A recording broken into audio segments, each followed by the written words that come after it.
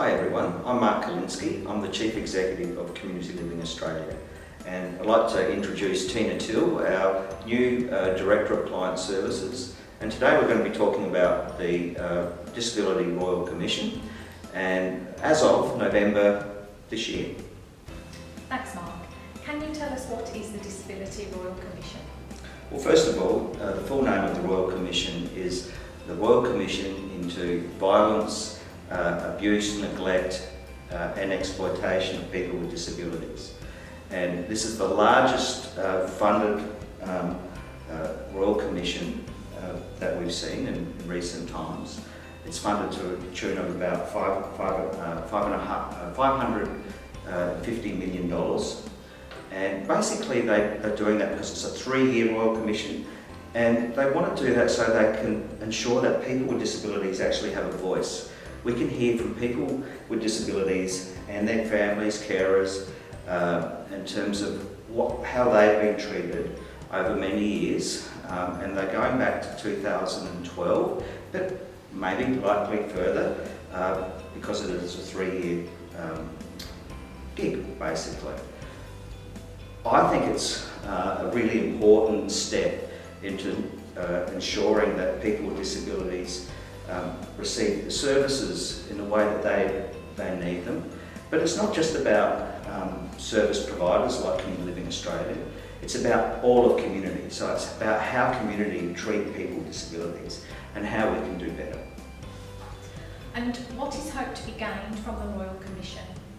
Well, basically, the Royal Commission hopes to inform government and the wider community of how to protect and support people with disabilities. What will the Royal Commission look at? Basically, the Royal Commission will look at all parts of life, so from health, the education system, which is being scrutinised at the moment through the Royal Commission, the justice system, which includes the corrections, police, courts, all of the whole gamut. Look at retail, how people are treated when they go shopping, how people are being supported or not by various members of the community, including families. Mark, what is the Royal Commission looking to achieve?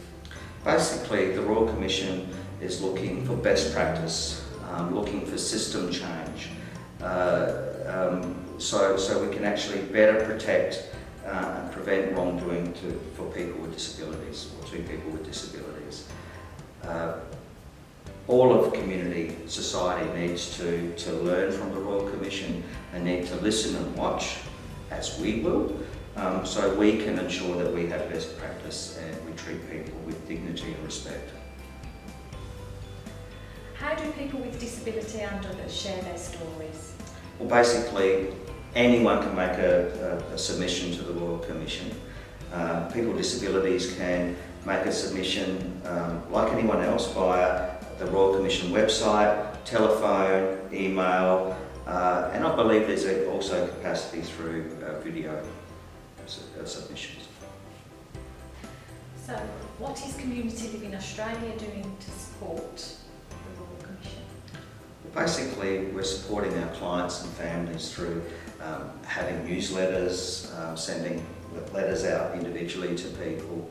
It's an education process, so people have the right information at hand, so that they know if they wish they can make a submission and how to go about that. We also offer support through our teams. People with disability and their families might feel quite daunted about this process. How is the Commission going to help these people submit evidence in their own way and stories in their own way? Well, the best thing about the Royal Commission is that it's well funded. And so the Royal Commission has made a commitment to help people with disabilities to be heard. They want people with disabilities to be heard. So they provided funding to advocacy agencies to be there and walk alongside people with disabilities so they can get their message across.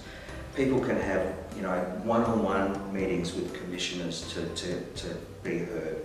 They can go to a hearing, a community hearing, as I said before, or a public hearing, Or they can actually just put it in writing, or again via video, however they feel comfortable.